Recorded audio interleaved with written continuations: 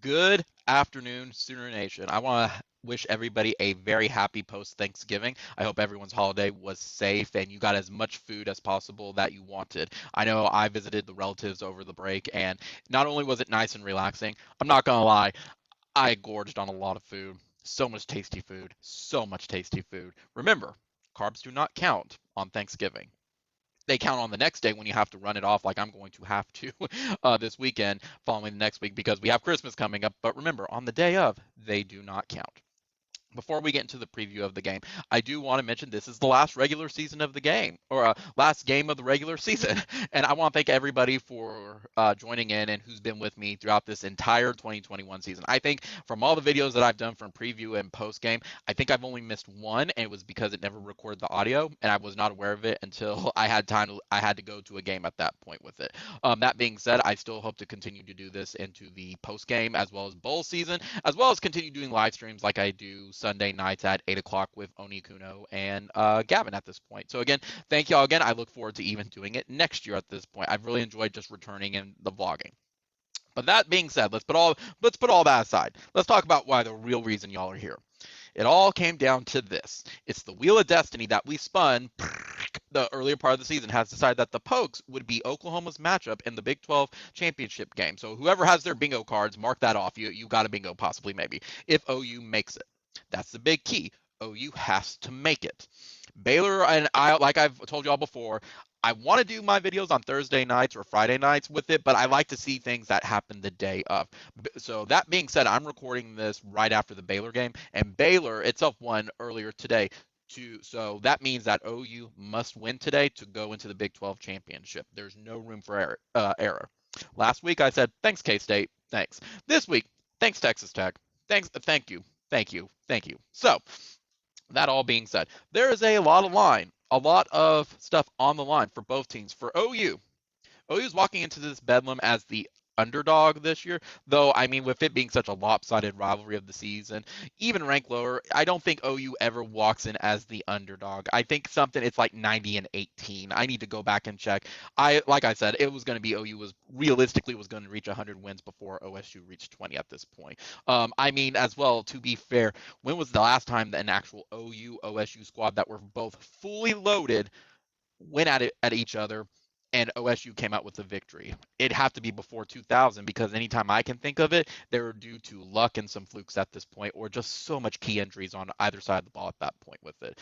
Again, it has to be all before the millennium. But however, OU's walking in as an underdog. OU also knows what's ahead of them. You win today, you're in the Big 12 championship, and you're in a solid position to possibly make it to the playoff. Michigan beat Ohio State earlier today, so that is going to bump us up a little bit as well with it. Michigan is still ahead of us. It still eliminates that error at this point, and Alabama is currently playing Auburn. Again, it puts you in a great position with it. Again, and same thing as well. You win next week, you're into the playoff. No room for error at this point. OU knows they've been in this position before and they know what's ahead of them. Again, playoff was always what our expectations was earlier in the season. Anything less than that is a disappointment. For OSU, however, they've already secured a spot in the Big 12 game at this point, but it's still a rivalry series that, to be taken seriously and to even possibly have their playoff hopes as well, they have to overcome the OU hump with it. If this is year one of the OU Big 12 farewell tour as well, they really want to get this win in Stillwater. They don't want to leave a scoreboard for OU, even though, again, OU's ahead so lopsided in the series. That being said, though, I think it's going to come down to which team do you have more faith in? And I'm not being facetious, and I'm not saying this as a homer. I can cover all the OU stuff with me. For Oklahoma, the defense is playing hot right now, and I pretty much everybody but DJ Graham, we'll have to see tonight if he's going to play, is pretty much back. Having Woody Washington back in is just a mind changer for that. We saw how much the defense lit up Iowa State last week, and I kind of expect that this week. Yet I've always had the do you want to face the team that's hot? And the answer is no. You really don't want to face that team that's hot. Additionally, OU, when you compare the offenses, OU has the raw talent over Oklahoma State. When you look at anything with the O line and Caleb using his legs, whatever it is, it's raw talent versus consistency. Another part of it is OU is relying on the mental game of OSU has an OU problem and they're hungry to get that Big 12 championship game. OU's been here. They've been in this position. There's many players on this team who have been here and it's not it phases them. For OSU, this is another matter entirely. With this is like a once in a decade type of thing for them. It does play into that regardless of if you're playing at Norman or Stillwater. It is a mental part of the game.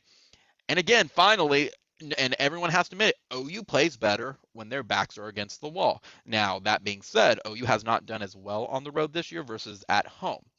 But that all being said, they still mentally are just more prepared on the road versus they are at home with it. This has always been something under Leak and Riley at this point. So you have to take that into consideration. For OSU, what it comes down to is they have a very, very, very solid defense, and they have a lot of big boys on their defense. When you look at each stat individually, you see like each one as a unit is really, really good at one specific thing, and altogether they are really, really, really talented at that point.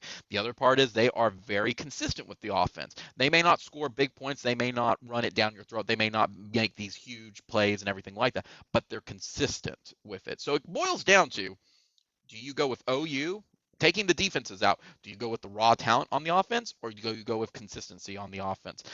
For me, my prediction is it's going to be a 4-point game, OU 35, OSU 31. When it gets down to the nitty gritty, to the nuts and bolts of everything, when you look at it of whose defense is going to play better, that's what it's going to come down to, and they're going to dictate the pace of this game with it. Honestly, even while recording this, I feel really good about this game. Unlike some of the other games in the past, I feel really good about this. I think OU can walk in and get a solid win and get ready for the Big 12 championship next week, especially if you have to face the same team twice. I know it's difficult to do that, but I feel really good about this game. Again, stuff you have to keep in mind, however, is Oklahoma State shines in the defense and their special teams. Their offense isn't that good. And I think a lot of people are not talking about OU's defense. In addition, there's a stat I read, and I want to go back and double check it again. But the one thing that people aren't talking about on the OU defense versus the Oklahoma State defense, OU is in the top third of takeaways. Oklahoma State, I believe, was at the bottom third, but at the very top of that bottom third. To me, that's going to be a key difference in this game because OU loves the turnovers. That's what Grinch's bread and butter is, and you're going to see that. I think turnovers, as long as they get points off it, turnovers are going to play a huge factor in this game, especially if Oklahoma State can't get those turnovers at this point. Again, I flip side of it. I think OU is also more mentally prepared and more mentally focused than OSU has. There's been a lot of chirping from OSU players that really shouldn't be chirping at the moment. If you want to say Tay Martin, sure. I have him listed as somebody that OU needs to keep an eye on. But Spencer Sanders chirping like you've been lit up for a couple years. There's no reason to. OU, if you've noticed, there hasn't really been any type of talk at all. They've been pretty quiet and pretty focused. To me, that means this team wants to go in and beat OSU at this point with it. And going into the keys of the game, though, if I'm OU, I'm going to load the box up. I don't think Spencer Sanders has a great arm. I really don't. I load the box up and I dare Spencer Sanders to throw it. And I'll tell you right now, OU has faced better quarterbacks this year than Spencer Sanders.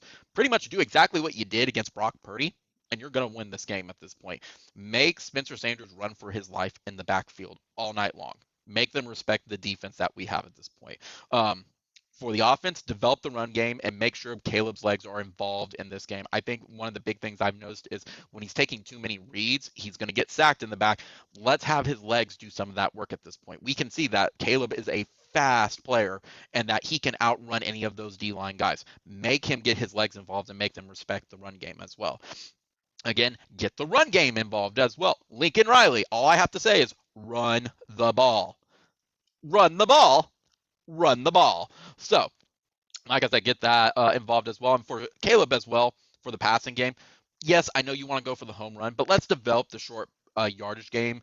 That's going to give him more confidence in throwing, and it's going to also make us less one-dimensional. That's one thing I don't like our passing game is with the run game, we don't use it enough, and with the pass game, it always seems like we're going for the home run ball with it. We shouldn't be going for the home run ball. This ain't softball. We need to develop the short pass game so we can mix up some of those safeties at this point. And finally, don't leave any points on the field. This is going to be, to me, a very low-scoring game, and it's going to be a back-and-forth game probably until the floodgates open the fourth quarter for one team. Don't leave any points. Go for those field goals if you can. I think Burkick is fine. He's had a couple of weeks where he's been off, but I think he's going to be much more energized for this game at this point. Looking at Oklahoma State, the big thing about Oklahoma State's offense is, like I said, the defense is full of studs, and we'll wrap that up for that. But their offense doesn't really have a lot of playmakers. Let's be honest. Looking at the stats, Jalen Warren is the number 5 running back in the Big 12. We face better running backs with Bijan Robinson and Brees Hall. Dominic Robinson is number 18 in the Big 12, but he's their other running back at this point. To me, it's going to be Jalen Warren with it, but I think they can stop Jalen Warren. The other one we need to worry about, to me, is their wide receivers with Tay Martin. Tay Martin talked a lot of crap earlier in the week, but that being said, he could potentially back it up on the field. I think he is one of the better receivers in the Big 12 at this point, as well as we need to watch Brennan Presley and kickoffs. Just kick it out of bounds. Don't let him run it back at this point. If there's one thing that Oklahoma State has done really well with it as well, it's special teams. So just kick it out in the end zone. Don't give them any chance to run it back. You don't want to have that monkey on your back from it. That being said, we can't forget about their defense as well. So, like I said earlier, their defense has a lot of studs on it, but what their unit is they're really good at one specific thing, and boy, are they good at that specific thing. When you take a look at it, it's like Malcolm Rodriguez, he's number 3 in the Big 12. Devin Harper, Colin Oliver, Brock Martin, Tyler Lacey, Colby Harvell, Jason Taylor, Christian Holmes, and Tanner McAllister. Each one has their own kind of speciality. So Malcolm and Devin, they're the leaders of their defense. You look at Colin Oliver and Brock Martin, number 5 and number 7 with sacks in the Big 12.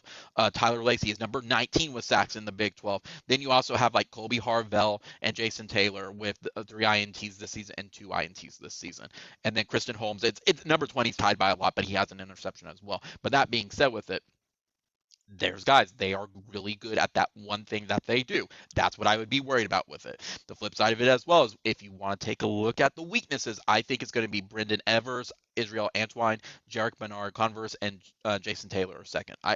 Not Jason Taylor. He's big for interceptions at this point, but those 3, I think there's a weakness for it, and 2 of them are DTs. I think you're able to exploit that a little bit if you are with the O-line at this point. I would be going for that. Let's not play down to our opponent for that, guys. Let's actually use their weaknesses to our advantages this go.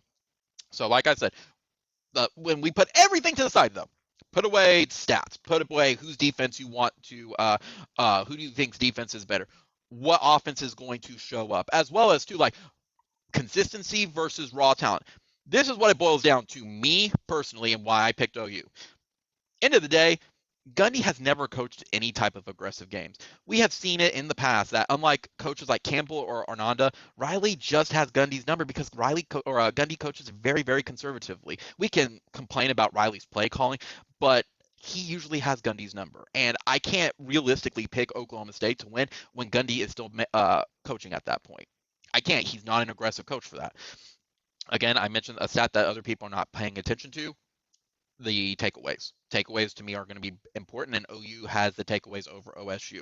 And then finally, for the mental aspect we mentioned a little bit earlier with OU for it. Let's talk about OSU's too.